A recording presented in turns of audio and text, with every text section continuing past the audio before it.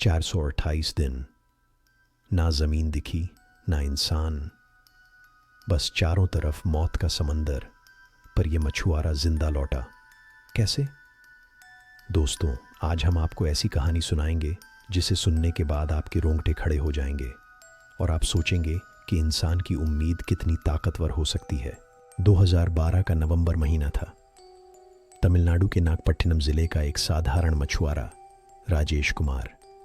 सुबह की ठंडी हवा, नमकीन खुशबू और हल्की हल्की लहरों की थपकी, यही उसका रोज का अलार्म था। उस दिन भी वो अपनी छोटी सी लकड़ी की नाव की रस्सियां खोल रहा था। उसकी आंखों में वो भरोसा था जो केवल समंदर के पुराने दोस्तों में होता है। आज का दिन भी वैसे ही गुजरेगा जैसे बाकी दिन।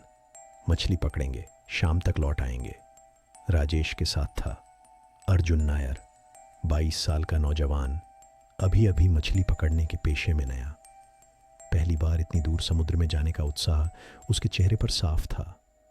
उसके लिए ये बस एक रोमांचक सफ़र था, लेकिन जल्द ही ये सफ़र एक ऐसा इम्तिहान बनने वाला था जिसे वो कभी भूल नहीं पाता, अगर जिंदा बच पाता।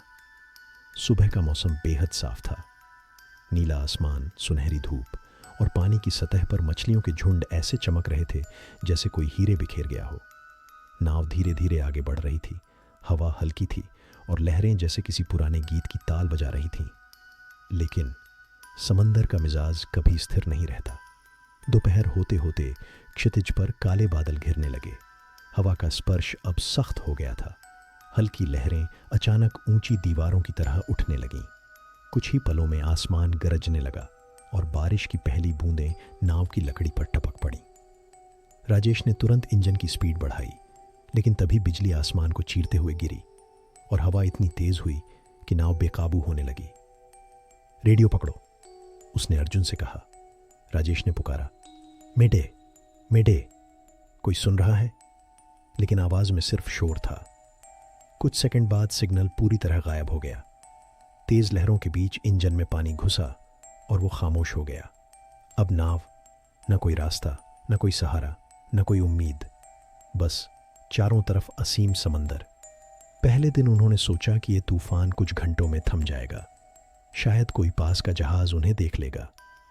लेकिन रात आई और साथ आई कड़वी ठंड और वो अंधेरा जिसमें लहरों की आवाज़ भी किसी दानव की गुर्राहट जैसी लग रही थी। बारिश का पानी पीकर, कच्ची मछलियाँ खाकर उन्होंने अगले कुछ दिन गुजारे। कभी कभी कोई समुद्री पक्षी नाव पर बैठ जाता और भूख इतनी निर्दयी हो चुकी थी कि उसे पकड़कर कच्चा खा जाते। दिन में सूरज उनकी त्वचा जला देता, होंठ फट जाते और नमक से जख्मों में जलन होती।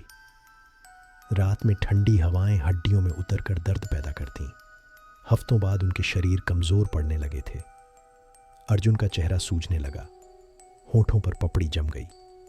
राजेश उसे हौसला देता, हम यहां से निकलेंगे, बस आज तक संभाल लो। लेकिन चौथे महीने में अर्जुन का शरीर जवाब देने लगा।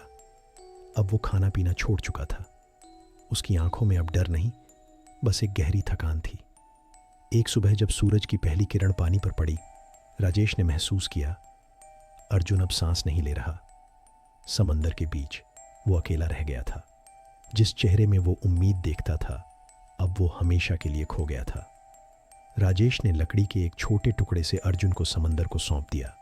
लहरें उसे धीरे धीरे दूर ले गईं और राजेश की आंखों में पानी भर आया, लेकिन वो आंसू भी नमक में घुलकर गायब हो गए। अब असली जंग शुरू हुई। पीने के लिए बारिश का पानी, खाने के लिए मछलियाँ और कछुए। कभी कभी पक्षियों का खून पीकर शरीर में नमी बनाए रखनी पड़ती। लेकिन असली दुश्मन भूख नहीं थी, अकेलापन था। वो खुद से बातें करता, पुराने किस्से सुनाता, बचपन के खेल याद करता, ताकि दिमाग पागल ना हो जाए। हर सुबह खुद से कहता, बस आज जिंदा रहो, कल की लड़ाई कल देखेंगे। कई बार उसने दूर क्षितिज पर जहाज देखे, लेकिन आवाज़ वहाँ तक नहीं पहुँच पाती थी। हर बार उम्मीद जलती, फिर बुझ जाती, लेकिन वो फिर उसे जलाता। 438 दिन, 1.5 साल से भी ज़्यादा। एक दिन जब उसकी हड्डियाँ बाहर झांक रही थीं और आंखें धंस चुकी थीं, उसने दूर कुछ हरा देखा। ज़मीन, नारियल के पेड़। वो रेंगते हुए नाव के किनारे आया और लहरें उसे धीरे धीरे तट तक ले आईं। अंडमान द्वीप समूह के छोटे से गांव के 2 स्थानीय लोग उसे देखकर दौड़े आए। उन्होंने उसे पानी पिलाया, खाना दिया और तुरंत मदद बुलाई। अस्पताल में जब उसकी आंख खुली तो चारों तरफ लोग थे, कैमरे, सवाल, हैरान चेहरे।